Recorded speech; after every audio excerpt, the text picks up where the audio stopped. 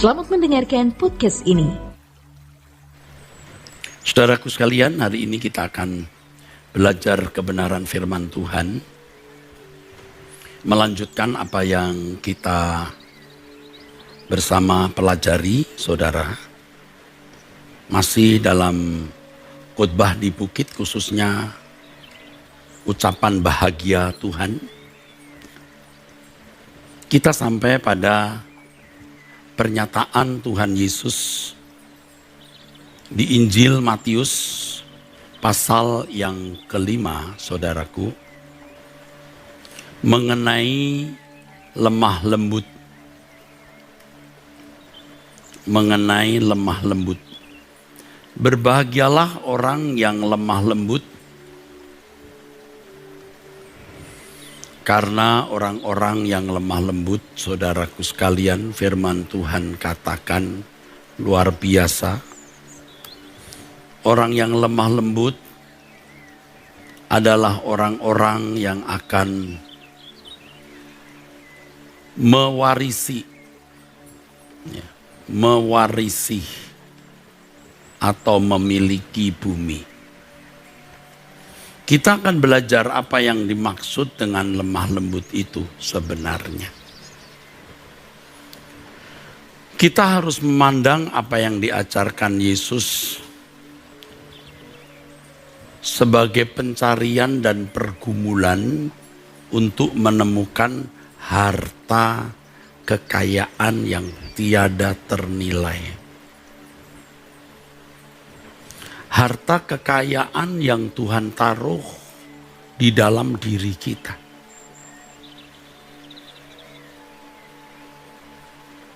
Ibarat sebuah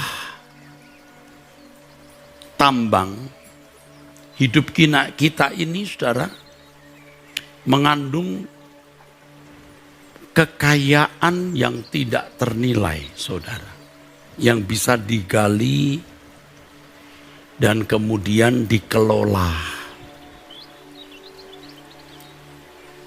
Membutuhkan sarana, instrumen, alat, atau tools. Saya kalau katakan ibarat itu maksudnya hanya sebagai bridging atau jembatan untuk memahami kebenaran atau untuk bisa lebih mudah memahami apa yang saya hendak kemukakan. Apa yang diajarkan Tuhan Yesus sebagai pencarian atau pergumulan untuk menemukan harta karun. Harta itu ada di dalam diri kita ini, yang kekayaannya bisa nyaris tidak terbatas. Tergantung bagaimana kita mengeksplorasi, menggali dan mengelolanya. Dan menggunakan sarana, dan sarananya ini pun juga harus dieksplorasi.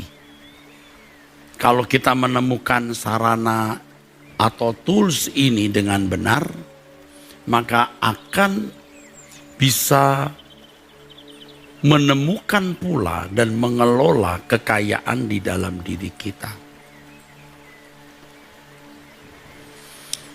Kebenaran yang diajarkan Yesus seperti sebuah peta atau petunjuk untuk memperoleh harta karun yang ada di dalam diri kita. Harus diakui banyak orang tidak memahami apa yang dimaksud dengan kata lemah lembut. Pada umumnya pengertian di pikiran orang-orang Kristen mengenai lemah lembut itu tidak tepat karena sering diambil atau diadopsi dari pengertian umum atau berakar dari berbagai ajaran di luar Alkitab. Di sini membuat banyak orang Kristen menjadi buta. Bapak, Ibu, saudaraku sekalian, setiap person, setiap individu itu memiliki watak yang berbeda-beda, personality yang berbeda-beda. Setiap suku, bangsa di dunia ini memiliki karakteristik yang berbeda-beda, dan setiap orang juga memiliki karakteristik dari watak yang berbeda-beda. Tetapi bagaimanapun atau apapun watak seseorang, itu bisa dikembangkan menjadi karakter Kristus. Jadi lemah lembut di sini harus berangkat dari karakter Kristus yang bisa dikenakan pada masing-masing individu dengan personality masing-masing yang berbeda, saudara. Saya sering mengemukakan lemah lembutnya orang Batak beda dengan lemah lembutnya orang Jawa. Tetapi lemah lembut yang dimiliki dua-duanya, kalau memang mereka adalah anak-anak Allah yang dipimpin Roh Kudus, itu memiliki karakteristik lemah lembutnya Tuhan Yesus di dalam person-person mereka yang unik tersebut. Jangan saudara memahami lemah lembut itu hanya sekedar orang yang bicaranya pelan, tidak kasar, kelihatan lembut gitu, seperti wanita. Bukan demikian, saudaraku. Lemah lembut dalam Matius pasal 5 ini harus dimengerti dengan benar dari sudut pandang Tuhan. Kalau tadi saya gunakan kalimat dengan karakteristik Kristus. Di sini setiap pribadi memang harus berhadapan dengan Tuhan sendiri. Ya tentu oleh pimpinan Roh Kudus untuk menangkap esensi dari karakteristik lemah lembut Tuhan Yesus tersebut dan bagaimana pengenaannya kepada masing-masing individu yang unik itu. Ya. Jadi kalau kita lihat orang kelihatannya penampilan luarnya kasar, penampilan luarnya kasar. Itu belum tentu dia tidak lemah lembut, saudara. Atau sebaliknya kalau kita melihat orang yang kelihatannya lembut, bicaranya pelan, tidak kelihatan kasar, itu bukan berarti dia lemah lembut. Nah, sebenarnya memang di sini sulit kita menghakimi atau mengadili orang. Ya. Nanti di pengadilan Tuhan memang semuanya baru akan dibuka secara terbuka, ya. Baru kita tahu bagaimana keadaan kita masing-masing di hadapan Tuhan. Kita bersyukur memiliki Allah yang hidup, saudara. Pernahkah saudara membandingkan Allah kita dengan dewa-dewa yang disembah oleh banyak agama? Tidak bermaksud mau mendiskreditkan satu agama atau seorang atau satu nama dewa. Tapi tentu semua kita juga mengerti bahwa memang ada banyak dewa. Dewa yang disembah di tempat tertentu, yang biasa dianggap tempat keramat, dan disitulah dewa itu berdomisili. Makanya tidak heran kalau dalam kepercayaan agama-agama pada umumnya ada tempat suci, tempat keramat. Dalam kekristenan tidak ada itu. Kenapa? Karena Allah kita maha hadir. Ia adalah Allah sebagai Bapa yang mendidik. Kita memiliki Tuhan yang berjanji menyertai kita sampai kesudahan zaman sebagai guru. yang mengajar. Jadi dimanapun kita berada,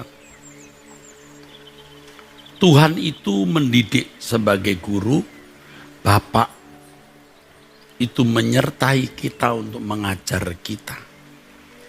Nah, setiap orang dengan person yang unik, dengan personality yang unik itu akan diajar oleh Tuhan bagaimana memiliki karakteristik. Dalam konteks kita hari ini soal kelemah lembutan, bagaimana memiliki karakteristik Kristus, karakteristik Tuhan kita Yesus Kristus yang dikenakan dalam person, dalam personality, dalam pribadi masing-masing yang unik itu. Seorang yang kelihatannya kasar atau setengah kasar, yang lain lembut, kelihatan secara lahiriah.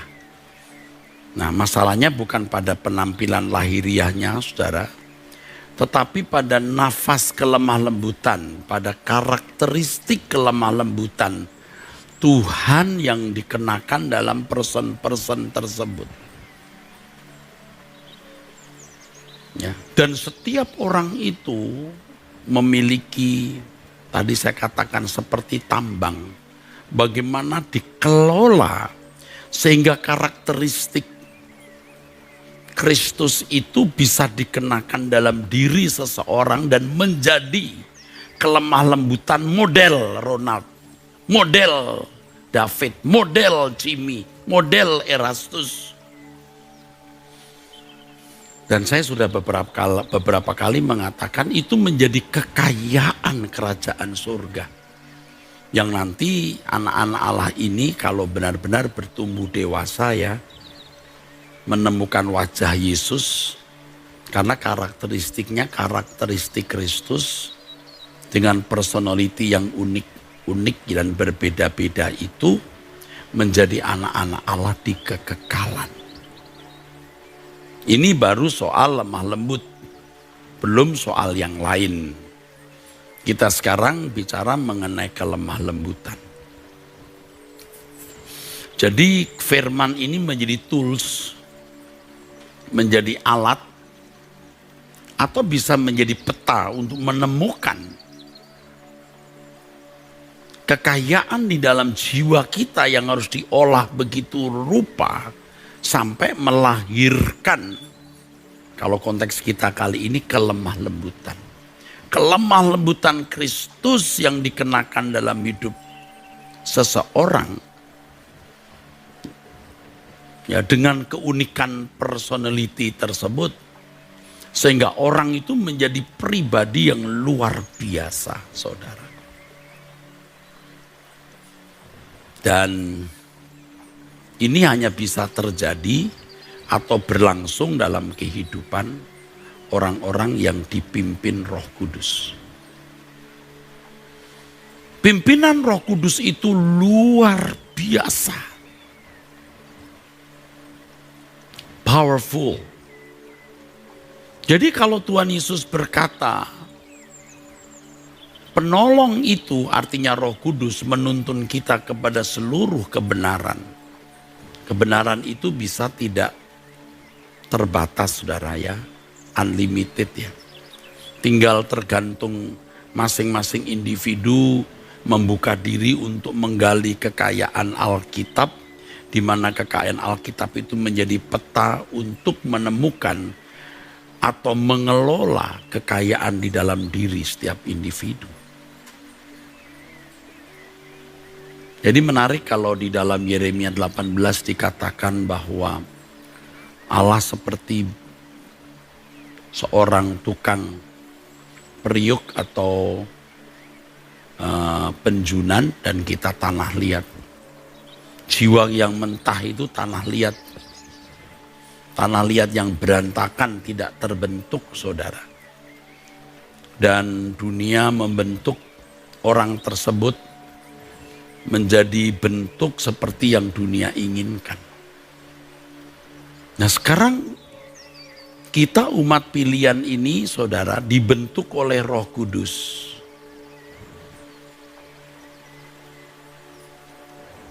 untuk menjadi bejana seperti yang Allah kehendaki.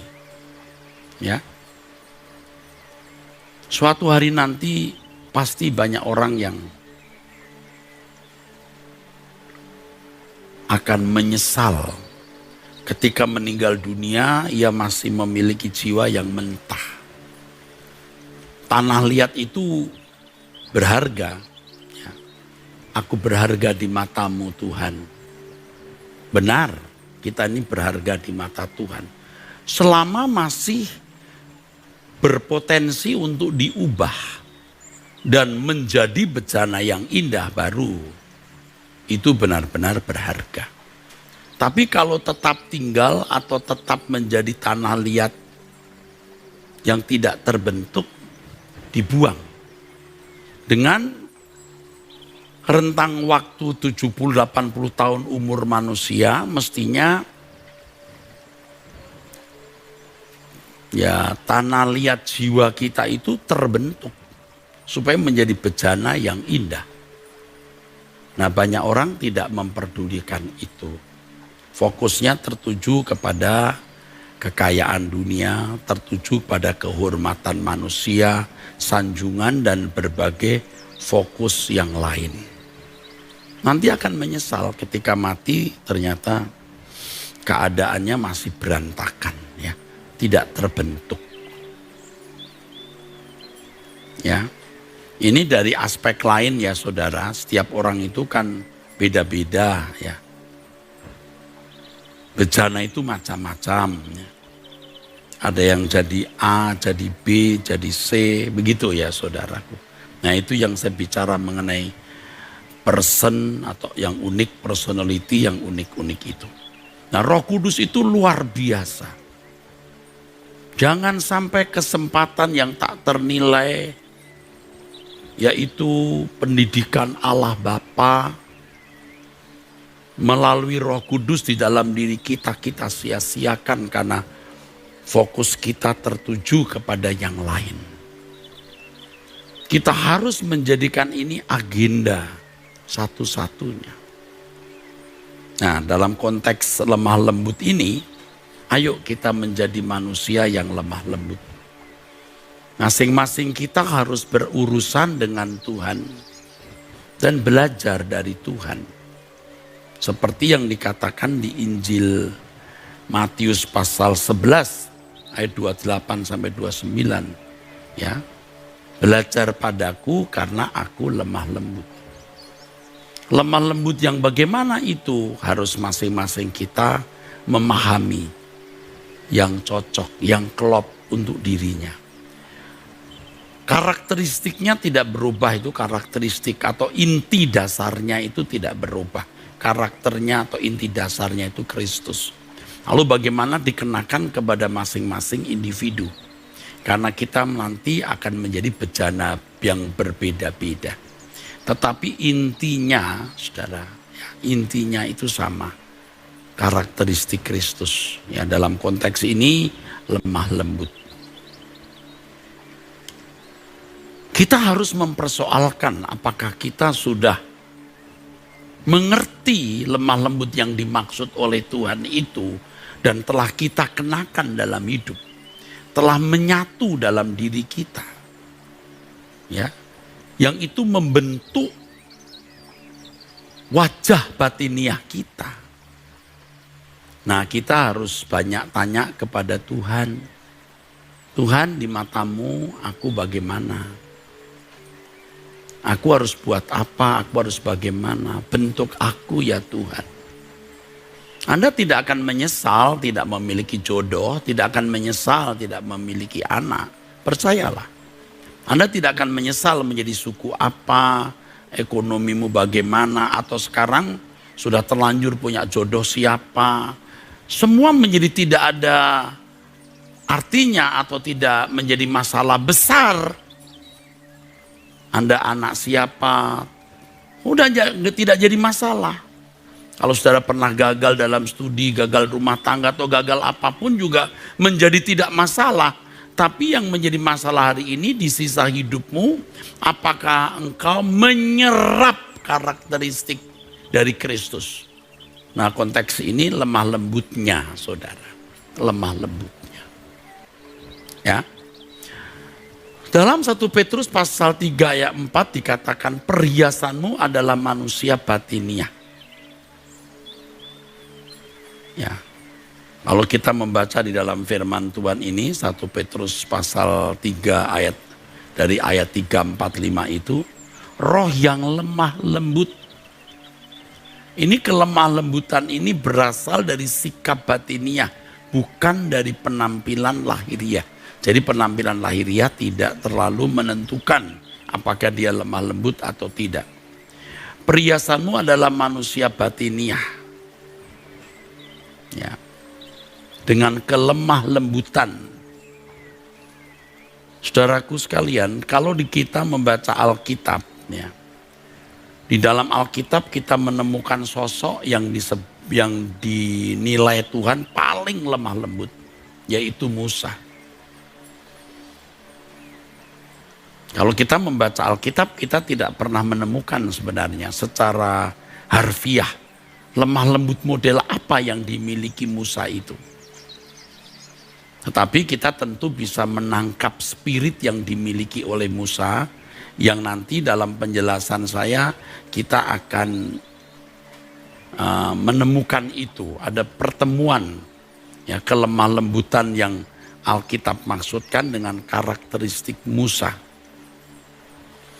Dalam perjanjian lama disebut beberapa kali ya kata lemah lembut itu. Amsal 15 ayat 1, Amsal 25 ayat 11, Ayub 40 ayat 22 dan seterusnya. Ya, dengan berbagai arti atau makna. Tetapi pada intinya kelemah lembutan dalam ayat-ayat ini berarti meredakan kegeraman. Meredakan kegeraman. Nah, tentu saja kita tidak akan tersandera oleh terjemahan asli yang tentu sudah saya periksa ini. Sebab epicentrum kita, pusat pusaran kebenaran yang kita lihat itu diri Yesus. Dalam bahasa Yunani kata yang digunakan untuk lemah lembut lebih menunjuk pada sikap batiniah. Apabila kita menggali kekayaan firman Tuhan mengenai pokok ini, kita melihat beberapa tokoh yang dikatakan lemah lembut dan ternyata itu memiliki perjumpaan dengan sikap atau karakter Kristus. Tetapi seperti yang tadi saya katakan, saudara-saudara, bahwa lemah lembut kita tetap berpusat pada pribadi Kristus. Tetapi ini pun sebenarnya tidak bisa menjawab sepenuhnya. Ya, saya mempersiapkan khotbah ini, ada pertanyaan besar yang sebenarnya sulit dijawab. Tetapi akan ditemukan oleh setiap individu, seperti yang tadi saya jelaskan. Apa sebenarnya lemah lembut itu? Ya, saya bisa menjelaskan beberapa kriteria lemah lembut itu. Tetapi pada akhirnya setiap orang harus menemukan karakteristik lemah lembut Kristus di dalam hidupnya yang tidak sama dengan orang lain. Tetapi secara garis besar kita melihat kelemah lembutan itu apa menurut Alkitab, ya saudaraku. Orang yang lemah lembut itu, saudaraku, seperti yang dikatakan di dalam firman Tuhan, orang yang rela diperlakukan tidak adil. Orang yang rela diperlakukan tidak adil. Ketika kita diperlakukan tidak adil, saudara, pada umumnya kita bersungut-sungut. Ya. Orang sekaliber saya, maaf menggunakan kata sekaliber, karena memang saya sudah jadi pendeta, ketua sinode atau apa ya jabatan lain. Tetapi kalau diperlakukan tidak adil itu sakit. Kita luka.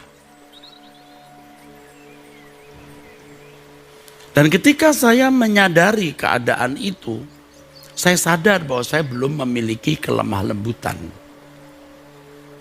yang ideal. Atau ibarat nilai, mungkin nilainya belum sampai 7. Ya. Tidak relanya tidak kemudian saya marah lalu bereaksi secara brutal begitu. Diam memang. Tapi ada luka. Dan luka itu sebenarnya menunjukkan ketidakmatangan. Nilai yang belum tinggi. Nah, puji Tuhan karena kita memang masih diberi kesempatan Tuhan belajar dari hari ke hari, luka itu makin tidak menyakitkan, artinya makin kurang. Tapi beberapa waktu lalu, ya, beberapa tahun lalu, 2 tahun yang lalu, 1 tahun yang lalu, 6 bulan yang lalu, diperlakukan tidak adil walaupun kita diam, oke. Tapi kita ada merasa luka, seperti ada goresan yang ditetesi jeruk nipis. Kita tidak menjerit, tapi kita rasa luka. Ini menunjukkan bahwa kita masih belum rela diperlakukan tidak adil. Nah, ketika kita merasa sakit dan sepertinya kita mau memberontak, ada suara begini. Kamu bilang kamu mau seperti aku. Iya sih. Apa tidak ada cara lain Tuhan? Tidak ada. Tidak ada. Ini soal lemah lembut ya saudaraku. Nanti soal harta.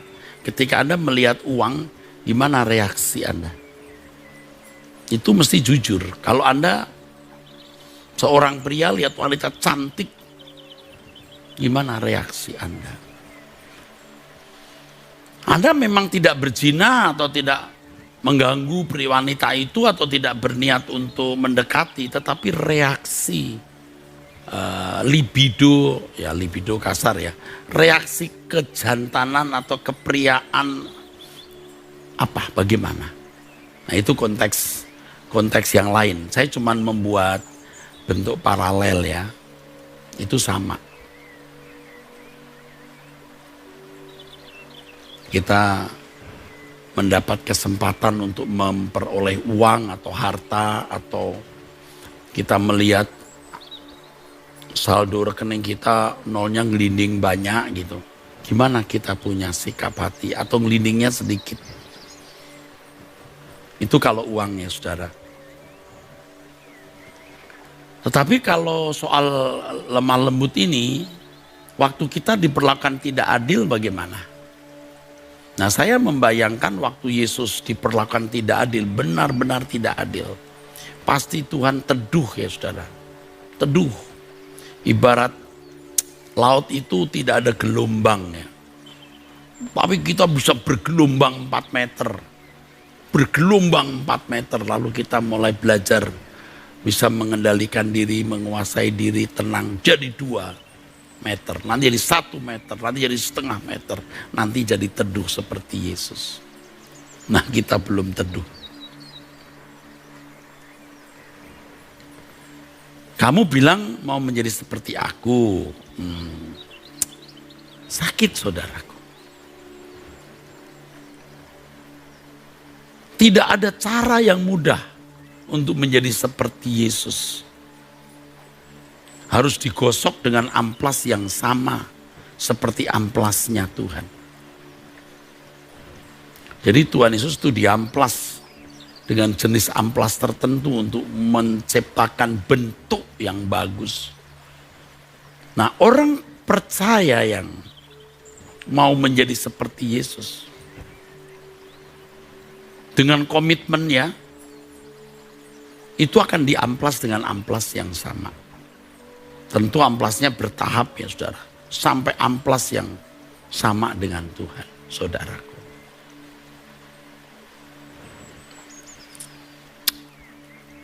Siapa yang mau tertarik hal ini? Sebab faktanya orang yang sungguh-sungguh dan tidak sungguh-sungguh sama saja kelihatannya. Tuhan pun juga sepertinya tidak memberikan reward khusus gitu. Tetapi disinilah saudaraku, keberanian kita percaya kepada Tuhan Yesus. Ya, keberanian kita percaya kepada Tuhan Yesus. Pribadi sekali ya saudaraku.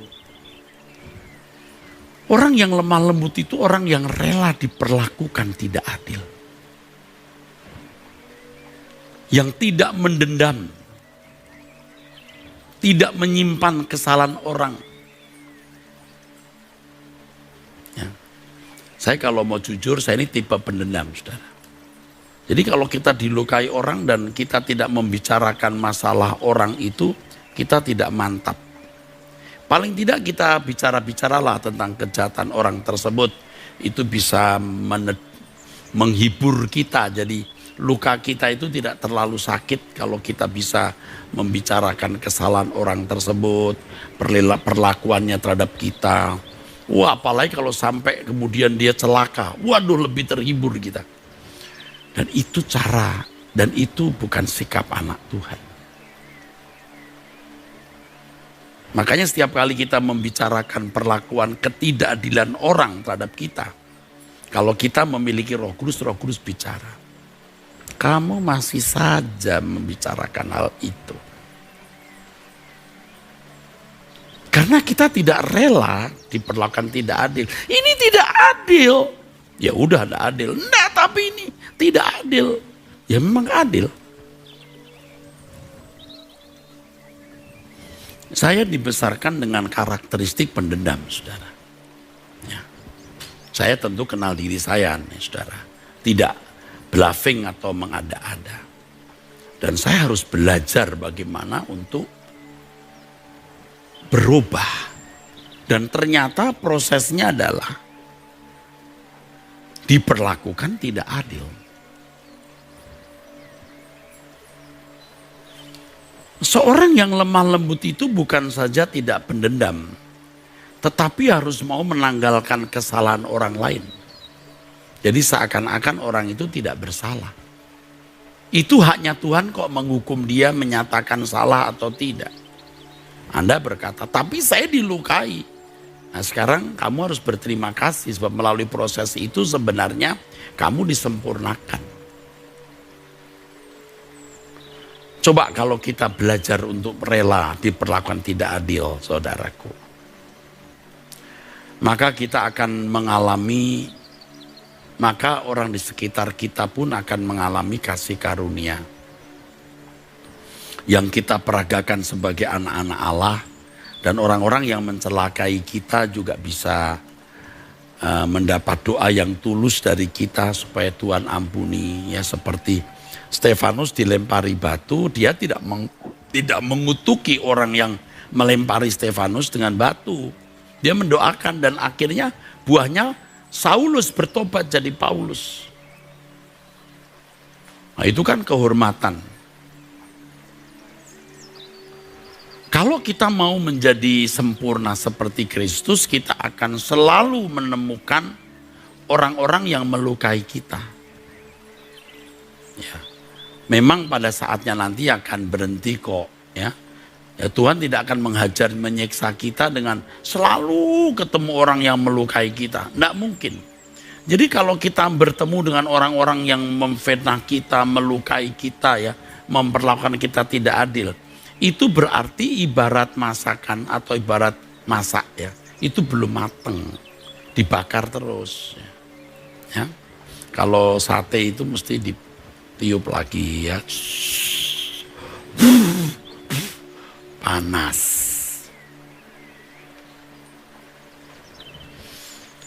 Kita mudah ya berkata, aku mengampuni. Itu mudah. Apalagi pendeta supaya kelihatan rohani, ya udahlah kita ampuni. Pengampunan yang benar itu harus disertai kerelaan diperlakukan tidak adil. Suka-suka dia. Rela diperlakukan suka-suka orang. Kalau kita mengampuni bukan berarti kita memberi diri, bukan berarti lalu kita memberi diri supaya orang lain nanti akan celaka kalau kita mengampuni dia, nanti biar Tuhan yang membalas. Oh bukan, kita rela diperlakukan tidak adil, suka-suka dia, ya dia punya hak untuk itu, tapi aku berdoa agar dia berubah. Saudara pasti pernah tahu atau merasakan atau mengalami ketika kita dilukai orang yang kita cintai. Anak misalnya. Kita tidak mengutuk loh. Aduh, duka. Maaf kalau saya tidak mengalami ini karena anak-anak saya tidak memberontak kepada saya. Tapi ada orang tua yang hatinya sakit. Entah itu saudara yang dia cintai atau anak. Dia tidak menghendaki kerusakan atau kecelakaan orang yang melukai dia. Dia mengampuni dan berharap dia berubah, berharap dia tidak celaka. Gampang itu. Untuk keluarga masih bisa. Untuk orang lain belum tentu bisa.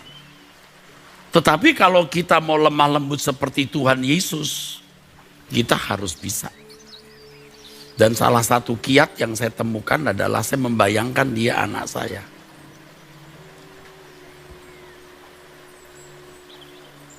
Saya membayangkan dia anak saya. Jadi bulan-bulan ini kan juga saya mengalami pergumulan semacam ini, saudara. Dan salah satu kiat saya membayangkan kalau dia Stephen Erastus. Aku memperlakukan apa terhadap orang ini. Dan ketika saya membayangkan itu anak kandung saya, air mata saya mengembang, saudara. Aku tidak menghendaki celakanya. Tapi kalau aku tidak membayangkan dia anak kandungku, ada suara di dalam hati saya, rasain loh.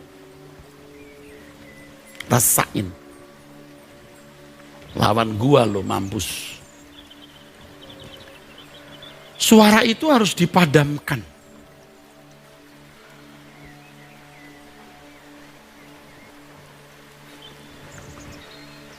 Sebab hal ini menyangkut, kalau saya, tentu juga saudara, kepercayaan Tuhan kepada kita.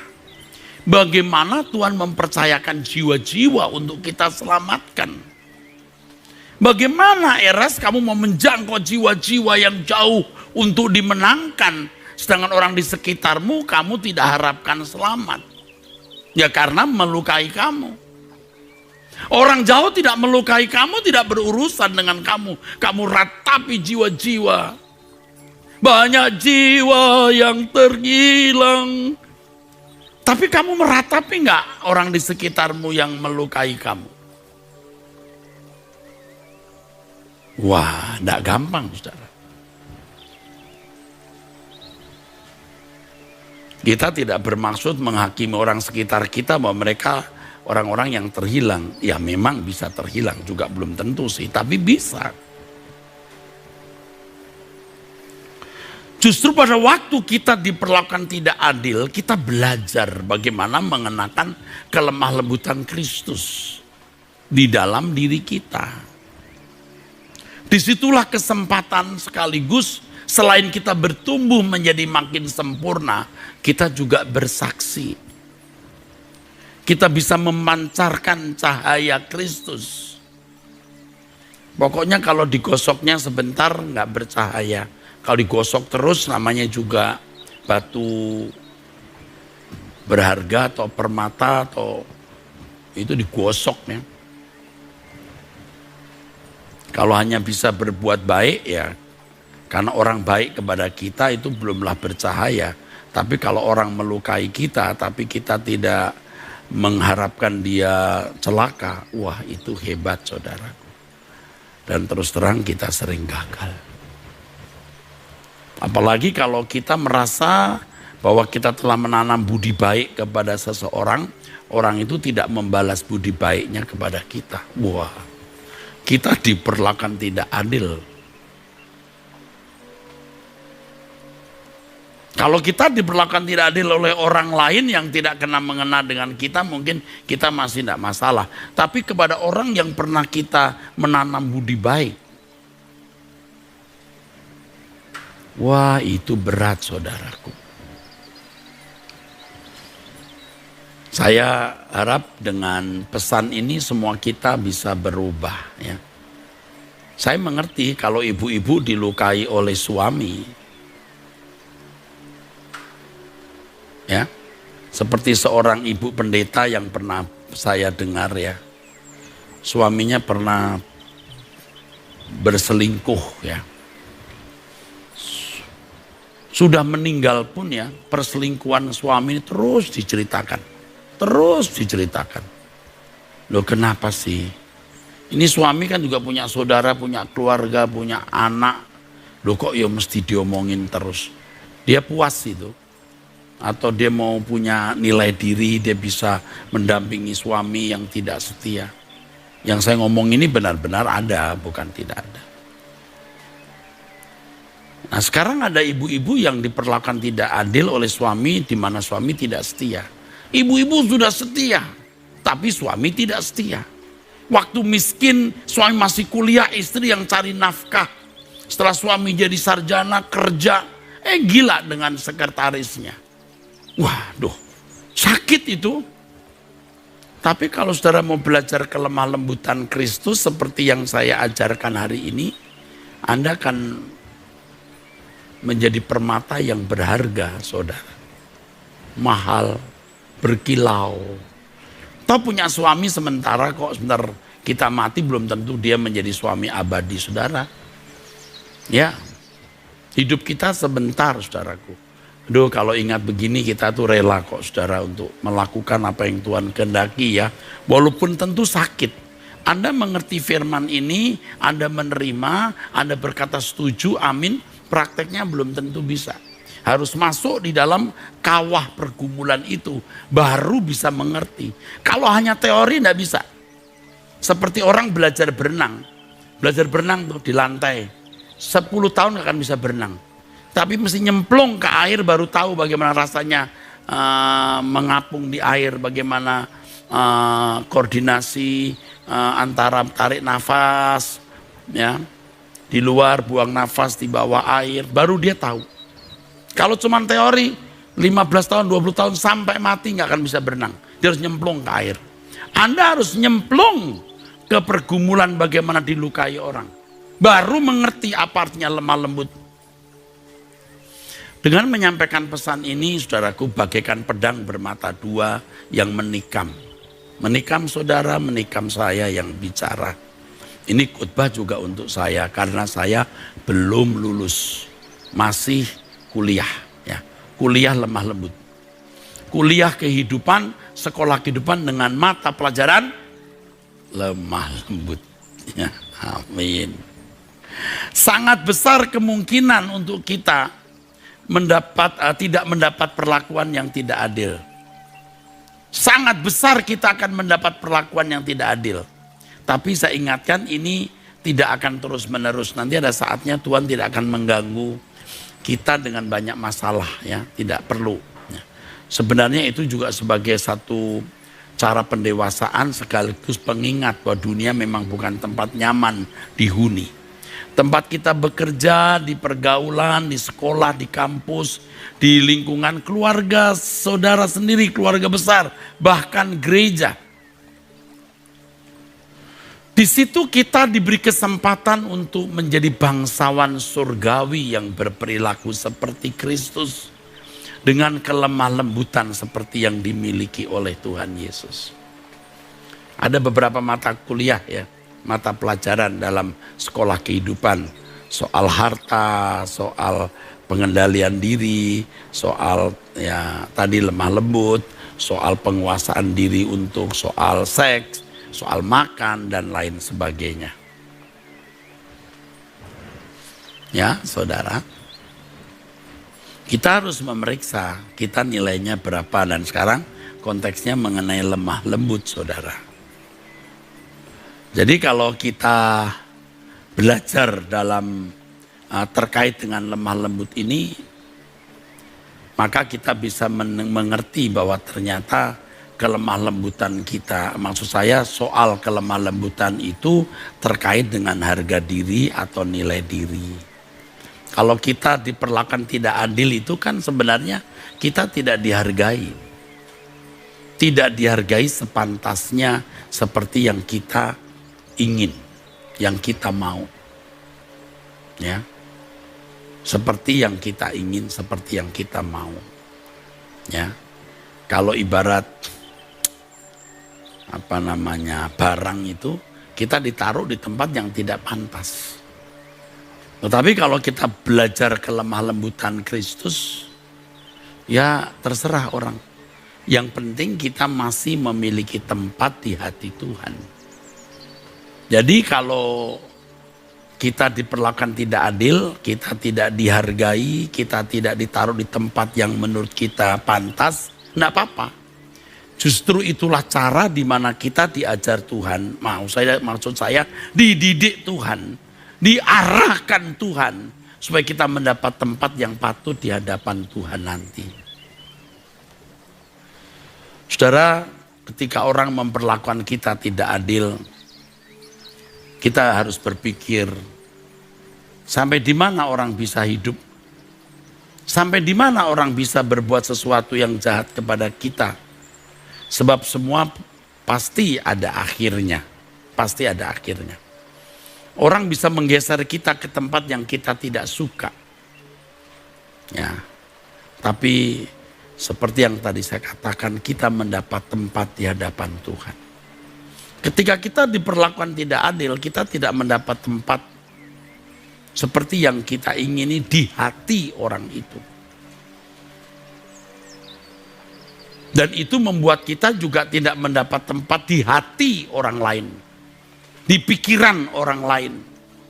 Atau kalau dilihat dari nominal nilai, mestinya kita merasa nilai kita 8. Oke, enggak minta 9, tapi dinilai 4. Karena si A menilai Anda 4, sekitar Anda juga ikut menilai Anda 4. Tapi belum tentu yang lain menilai 4 juga. Artinya tidak semua memberi nilai 4 kepada saudara.